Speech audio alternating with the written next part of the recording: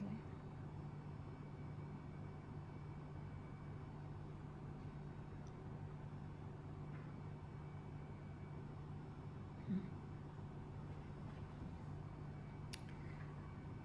नमस्कार, नमो नमः।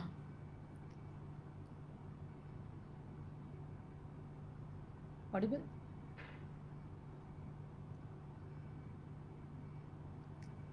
नमस्ते।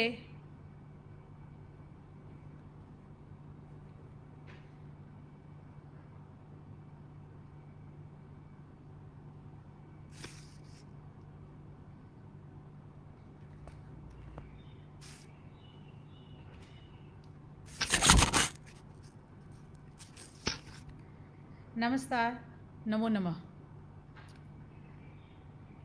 संस्कृत भारती द्वारा आयोजित मनोवाणी में मैं अमी उपाध्याय आप सबको सादर प्रणाम करके अपनी बात रख रही हूँ। मनोवाणी यह शब्द ही कुछ अलग से पसंद किया है संस्कृत भारती ने। इसे मस्तिष्क वाणी नहीं कहा। मस्तिष्क के साथ जोड़ने की बजाय इसे मन या आत्मा के साथ जोड़ा है, क्योंकि हमारी संस्कृति मन की संस्कृति है। मनोवाणी, मन से जो वाणी निकलती है वो हमेशा सत्य आधारित होती है, और हमारी संस्कृति सत्य और धर्म के आधारित संस्कृति है।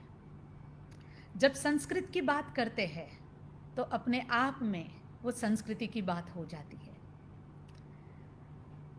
सर्व जगह पर आज हम एक बात देख रहे हैं, क्या सांप्रत समय में, वर्तमान समय में संस्कृत भाषा का उपयोग अपेक्षा यथार्थ है या नहीं। आज संस्कृत भारती के कार्यकर्ता को मैं सबको दिन रात कार्य करते देखती हूँ। संस्कृत के और उनका कमिटमेंट है, इतना ही नहीं, लगाव है, प्यार है, और मानो ऐसा लगता है संस्कृत ही अपनी ज़िंदगी है, ऐसे वो काम कर रहे हैं। तब यथार्थता के लिए प्रश्न करना कितना उचित, वो भी अपने आप में एक अलग से प्रश्न है। हम जब भारत की बात करते हैं, हमारी मन, हमारे संस्कृति, हमारे संस्कार, हमारे धर्म सब अलग से है। मैं धर्म यानी किसी संप्रदाय की बात नहीं करती, मैं धर्म शाश्वत धर्म, हमारे हिंदुस्तान में, भारत में जितने लोग हैं, भारत का जो धर्म है उसकी मैं बात करती हूँ। शेक्सपियर कहते हैं, what is there in the name, by any name you call rose it will smell as sweet. गुलाब को आप किसी भी नाम से पुकार लीजिए, वो अपने आप में सुगंध से भरपूर है। नाम में क्या रखा है। हमारी संस्कृति ये नहीं कहती कि नाम में क्या रखा है। अगर नाम में क्या रखा है ऐसा होता तो जब हमारे वहाँ बेटियाँ पैदा होती है तो उनका नाम सीता, राधा रखते हैं। बेटे पैदा होते हैं तो उनका नाम राम, घनश्याम, श्याम रखते हैं। रावण नहीं रखते, शूर्पणखा नहीं रखते। क्यों नहीं रखते? क्योंकि हमारी संस्कृति में नाम का एक अलग से महत्व है, क्योंकि नाम के साथ संस्कार होते हैं, जिस तरह भाषा के साथ भी संस्कार होते हैं। संस्कृत एक भाषा सिर्फ ना होते हुए अपने आप में पूरी एक सिविलाइजेशन है, संस्कृति है। अगर आप संस्कृत को नहीं जानते तो फिर कहीं आप संस्कृति को पूरे रूप में जानने से पीछे हो जाएंगे। भारत की जब हम बात करते हैं तो हम इंडिया कहते हैं, तो इंडिया में हमें अपनापन नहीं लगता।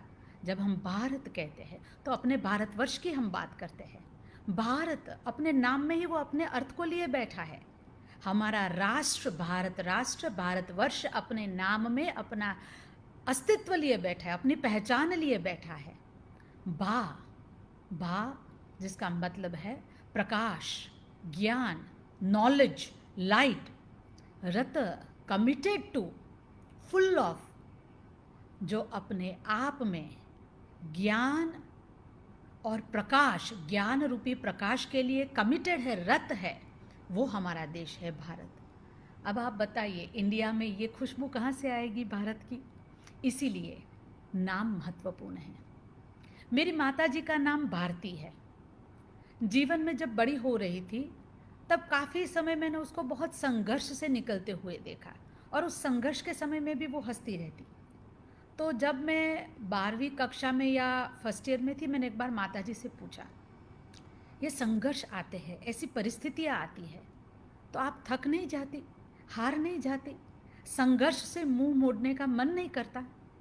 उन्होंने हंसते हंसते कहा, बेटा मेरा जन्म 1947 में हुआ, जब हमारे देश को आज़ादी मिली।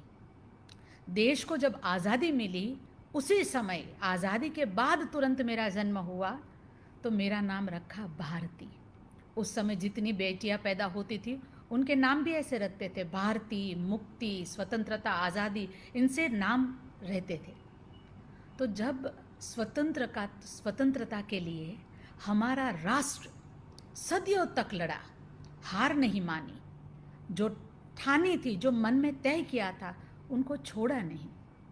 तो जब भारत से मेरा नाम भारती हुआ है, वो भी स्वतंत्र भारत में जन्म लेके मैं भारती हूँ, तो फिर मैं कैसे हार मान सकती हूँ? मैं कैसे संघर्ष से मुंह मोड़ सकती हूँ? हमारे देश में ये हमारा नाम से लगाव है। जो नाम है वो संस्कार है, जो भाषा है वो संस्कार है।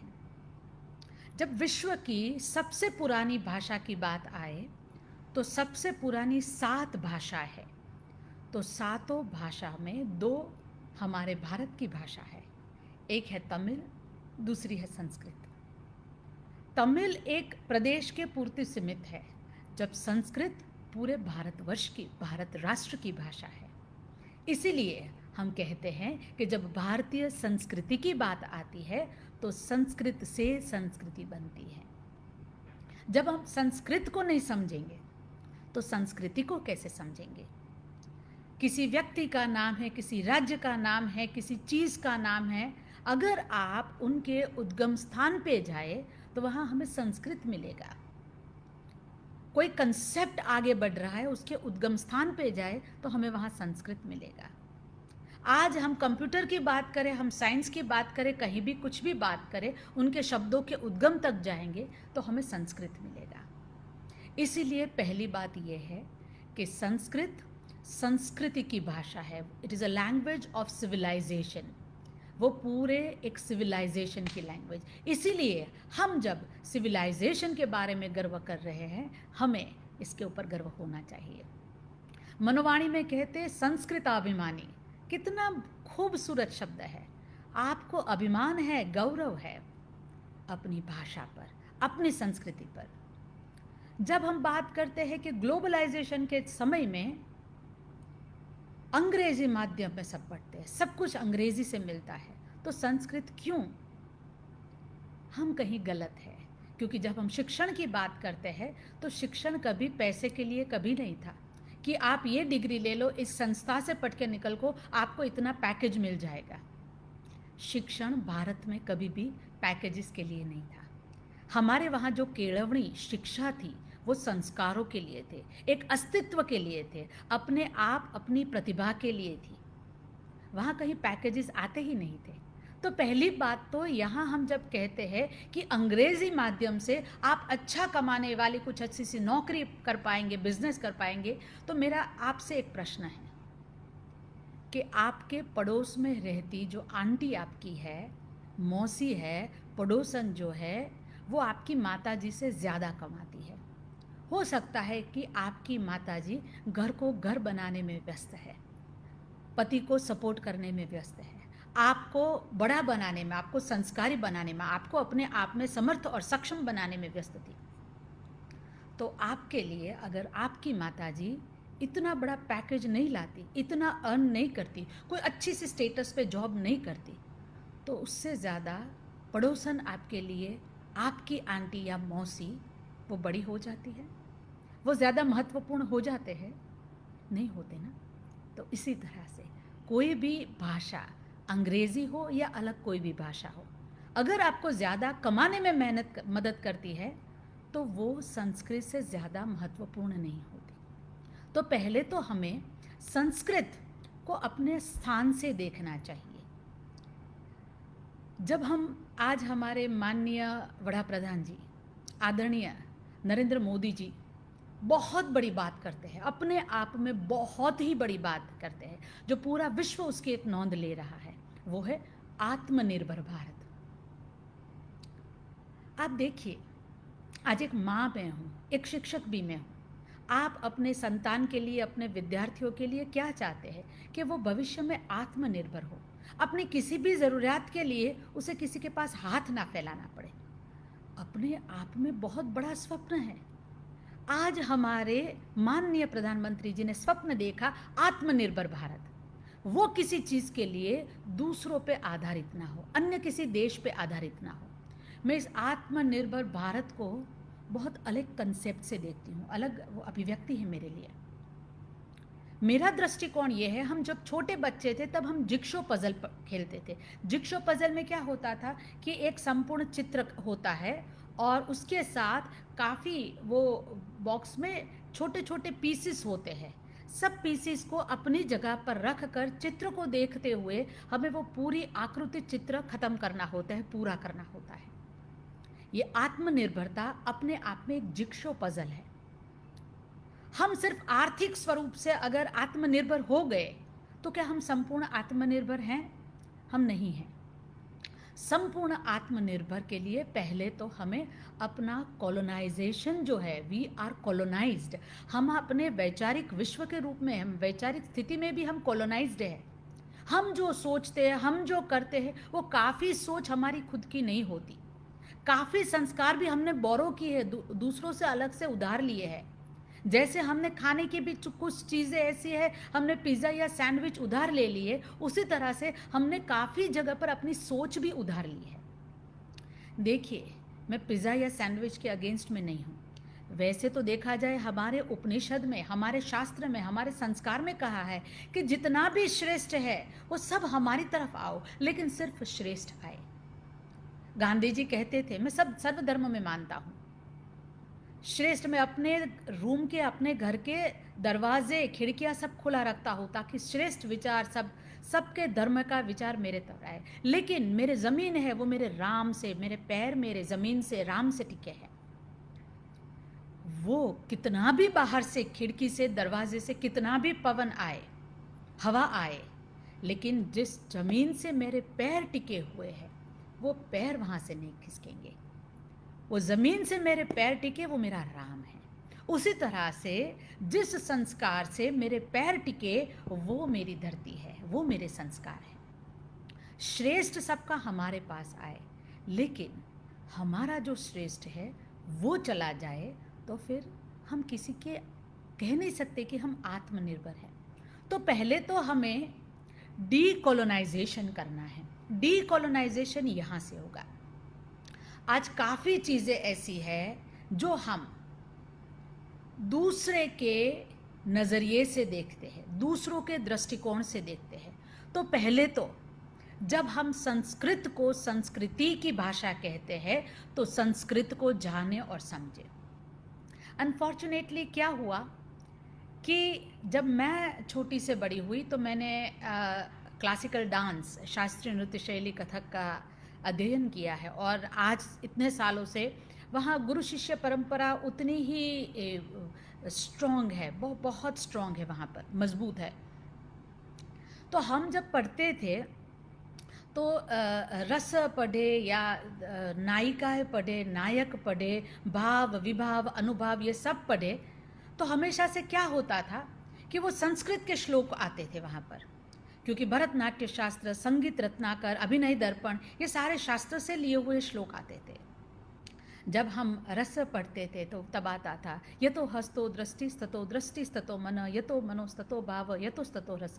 आप जहाँ पर हाथ है वहाँ पर आपकी दृष्टि है, जहाँ पर दृष्टि है वहाँ पर आपका मन है, जहाँ पर आपका मन है बस वहीं पर आपका भाव है।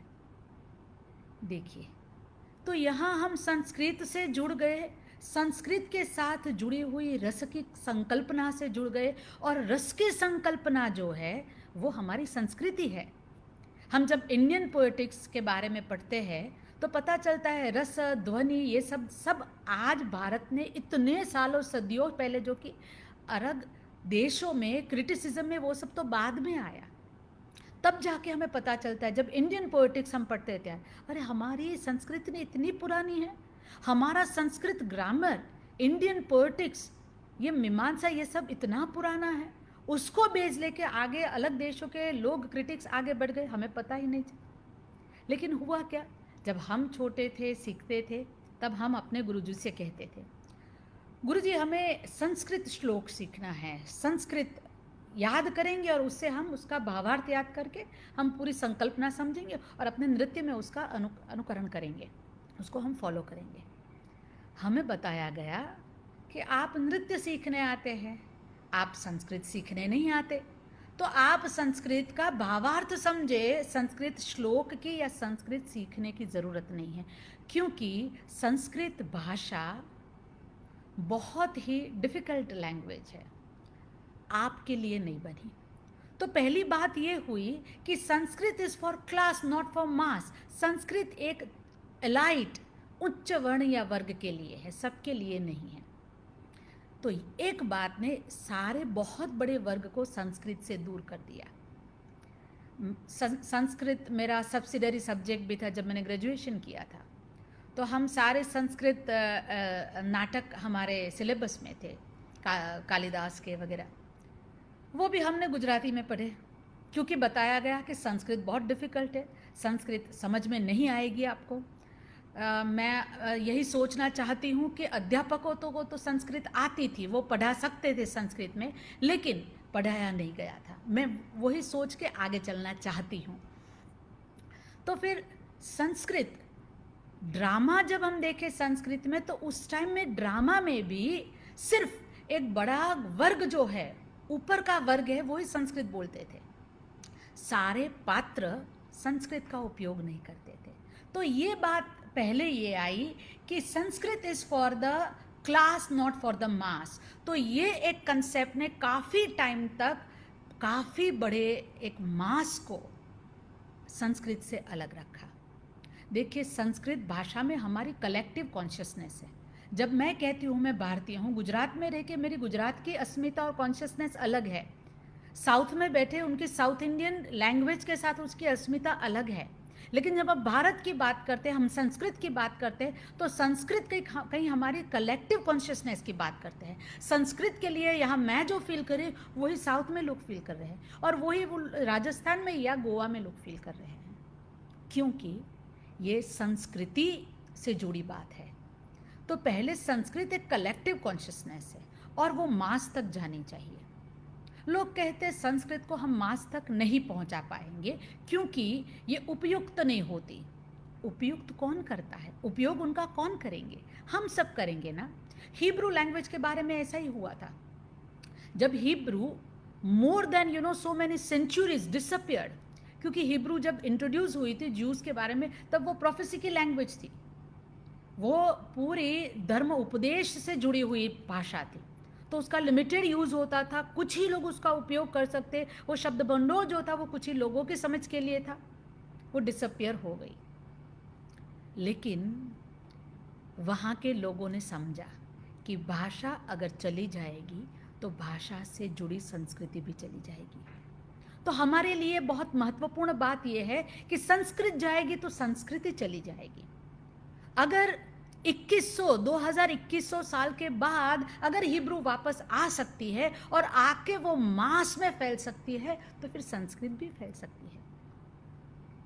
अगर आज जर्मनी में संस्कृत का इतना प्रभाव है, इतना महत्व है, तो फिर संस्कृत हमारे लिए तो हमारी माँ है। तो ये संस्कृत हमें वापस लानी है। काफ़ी समय क्या होता है, आज भी मैं यहाँ एक कुलपति के स्वरूप में हूँ, तो जब मैं आई तो हमारी ओपन यूनिवर्सिटी है, गुजरात की एकमात्र राज्य की ओपन यूनिवर्सिटी, मुक्त विश्वविद्यालय है। तो BBA BCA वगैरह जो कोर्सेज है वो इंग्लिश मीडियम में ऑफर होंगे। काफ़ी विद्यार्थियों ने ये मांग की कि हमें गुजराती माध्यम में देनी है परीक्षा, हम तैयारी कर लेंगे लेकिन गुजराती। तब काफ़ी अध्यापक लोग मेरे सामने, जब मैंने ये बात रखी कि अगर विद्यार्थियों को गुजराती में सीखना है, गुजराती में परीक्षा देनी है, तो ज्ञान तो किसी भाषा से सीमित नहीं है, तो क्यों हम ज्ञान को मातृभाषा के साथ ना जोड़े? तो काफ़ी अध्यापकगण ने बताया कि मैडम कंप्यूटर में और बिजनेस एडमिनिस्ट्रेशन में, मैनेजमेंट में काफ़ी ऐसे शब्द हैं जिनका गुजराती है ही नहीं। देखिए, ऐसे स्टेटमेंट करने से पहले काफ़ी टाइम हमें खुद को सोचना चाहिए, हमें आत्म संशोधन करना चाहिए कि हम सही बोल रहे हैं। ये अप्रोच भी संस्कृत में काफ़ी टाइम तक रहा। कोई बात नहीं, जितना भी है ये गुजराती में रखिए, वो अपने आप समझ जाएंगे, शब्द निकल आएंगे। काफ़ी टाइम हम ऐसा आग्रह रखते हैं कि संस्कृत शुद्ध होना चाहिए। अरे, माँ से जब बात करते हैं तो माँ को तू भी बोल देते हो, माँ को किसी भी नाम से बा, माँ, माँ, मम्मा कुछ भी बोला तो माँ होती है। मैं अपनी बेटी को किसी नाम से बुलाऊं, प्यार तो उतना ही है। अगर कोई माँ अलग से गुजराती बोलती है, अच्छा अंग्रेजी नहीं बोलती, तो माँ नहीं रहती। संस्कृत में भी हमें ये करना चाहिए कि संस्कृत शुद्ध ही आए, कोई बात नहीं। अगर आज की अंग्रेजी बोलने वाली पीढ़ी संस्कृत पूरे एक वाक्य में 5 या 6 अंग्रेजी शब्द में एक भी संस्कृत आ गया तो हम खुशी मनाएंगे, क्योंकि ये शुरुआत है। धीरे धीरे वो ज़्यादा संस्कृत बोलेंगे, वो ज़्यादा संस्कृत सीखेंगे, और हमारा महत्व ये है कि संस्कृत से वो संस्कृति को जानेंगे, संस्कृति को पहचानेंगे, तो धीरे धीरे सीखेंगे। हमें उनको एनकरेज करना चाहिए। काफ़ी टाइम हम ऐसा करते हैं कि इतना संस्कृत नहीं आता, आपने ये उच्चार गलत कर दिए। कोई बात नहीं, इरादा तो अच्छा है, उच्चारण गलत है, इरादा तो नेक है, तो फिर उच्चारण अपने आप अच्छे हो जाएंगे, सच्चे हो जाएंगे। तो ये पहले तो हमें अपने मन से थोड़ा ब्रॉड माइंडेड बनना पड़ेगा, एनकरेज करना पड़ेगा कि आप सीखिए। आज मुझे याद है जब हम संस्कृत की बात करते हैं, संस्कृत को एक भाषा को माध्यम बनाए। कल डॉक्टर काक ने बहुत अच्छे से बताया, मैं उनको सुन रही थी। देखिए, विदेश में जाके वो संस्कृत की बात कितनी खूबसूरती से करते हैं। उन्होंने बताया कि फिजिक्स क्या the principle of relativity, physics से the principle of relativity I learn in Hindi, क्योंकि उस टाइम हिंदी का आग्रह था। हिंदी के हठाग्रह की वजह से मैंने रिलेटिविटी का प्रिंसिपल भी हिंदी में सीखा और समझ में आ भी गया। तो हो सकता है कहीं हम थोड़ा थोड़ा आग्रह करेंगे, हठाग्रह करेंगे, तो संस्कृत अपने आप में अपने जीवन में आती रहेगी। संस्कृत के माध्यम से हमें काफ़ी चीज़ें सीखनी होती है, और संस्कृत के लेंस से, संस्कृति के लेंस से हमें अन्य भाषाओं, अन्य विषयों को देखना चाहिए। आज मुझे याद है, हम जब छोटे बच्चे थे, हमारे घर में मेरे जन्म से माता पिता बहुत भक्तिभाव धर्म में मानते। तो जब नवरात्रि आती तो अनुष्ठान होते, और अनुष्ठान में हम देवी अपराध स्तोत्र हम बोलते। चिता भस्मा लेपो गरलमशनम दिक् पटधरो जटाधारी कंठे भुजगपतिहारी पशुपति कपालिं भूतेशो भजति जगदीशेक पदवी भवानी त्वत्पाणि ग्रहण परिपाटी फलमिदम। अब देखिए, जब हम छोटे थे, हम सिर्फ बहनें थी, हमारा कोई भाई नहीं था, तो हमारे माता पिता ने एक स्त्री सशक्तिकरण के माध्यम से, उसके विचार से हमें बड़ा किया। तो जब हम छोटे थे तो द्रौपदी, सीता, सारी जब अनसुया, गार्गी, सब बातें, भारती, वो सारी सब स्टोरीज मेरी माता मुझे कहती थी। वहाँ स्त्री सशक्तिकरण की बात आती। जब हम ये पूरे नवरात्र में काफ़ी सारे श्लोक वगैरह बोलते, तो ये देवी अपराध स्तोत्र बोलते, तो जब ये आता चिता भस्मा लेपो गरलमशनम दिक् पटधरो जटाधारी कंठे, तो मेरे पिताजी समझाते जगदीशेक पदवी, पूरे विश्व में सिर्फ एक जो ईश्वर है, जिसको ये उपाधि मिली है, सिर्फ एक ईश्वर की। क्यों हुआ? भवानी त्वत्पाणि ग्रहण परिपाटी फलमिदम, क्योंकि उन्होंने भवानी का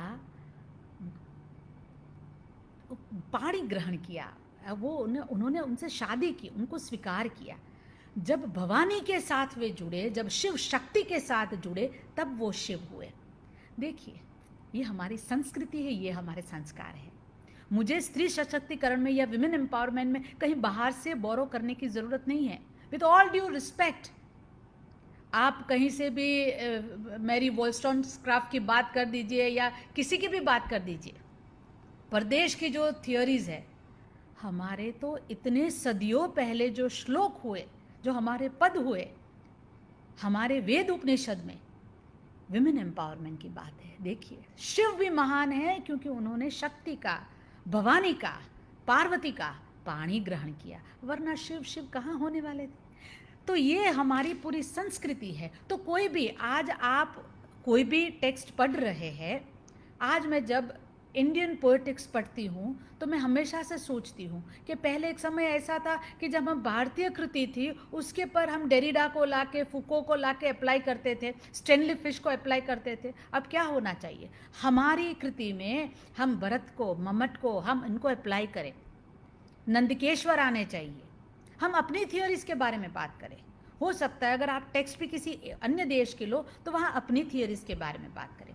आत्मनिर्भर भारत यानी हमें अपनी अस्मिता के लिए, अपने गौरव के लिए हमें किसी और देश से, किसी और संस्कृति से, सिविलाइजेशन ने कुछ बोरो करने की ज़रूरत नहीं। With all due respect to all the other civilisations, संस्कृतिज, I have great pride on my own civilisation. मुझे अपनी संस्कृति से बहुत बड़ा गर्व है। तो ये आत्मनिर्भर भारत, क्योंकि संस्कृत से प्रेम करो, संस्कृति से प्रेम करो।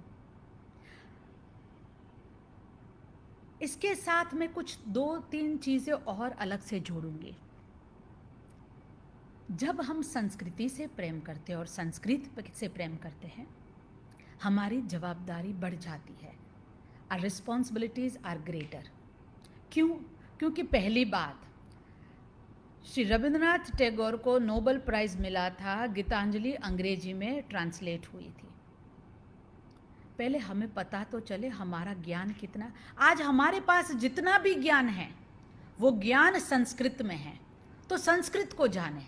आज आप जब राष्ट्रीय शायर मेघानी की बात करते हैं, तो जब मेघानी, झवेरचंद मेघानी जी को राष्ट्रीय शायर कहा गया है तो राष्ट्र में लोग उन्हें पहचानने चाहिए। कैसे उनकी पहचान होगी?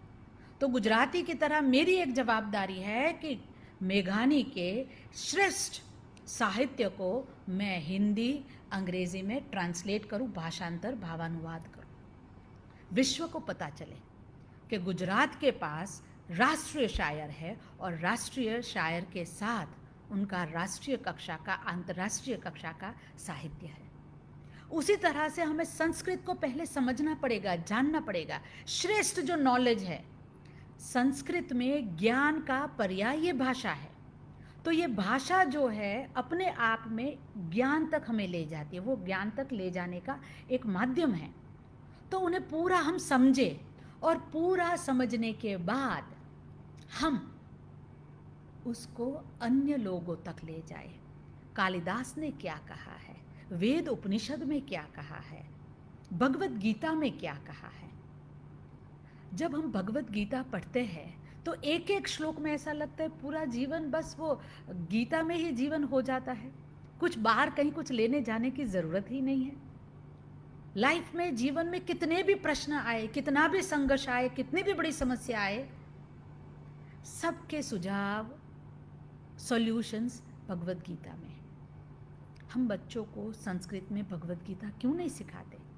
हो सकता है कि गीता सीखने के बाद कोई भी कोरोना आए, कोई भी महामारी आए, कोई भी इकोनॉमिकल डिप्रेशंस आए, कभी हमारे बच्चों को असर नहीं करेगा, क्योंकि यहाँ वो गीतामय है। जैसे भारत है, प्रकाश और ज्ञानमय हम हैं, उसी तरह वो गीतामय होंगे। तो गीता, भगवत गीता के लिए भी संस्कृत आना चाहिए। हम संस्कृत को इस तरह से देखें, ये ज़रूरी है।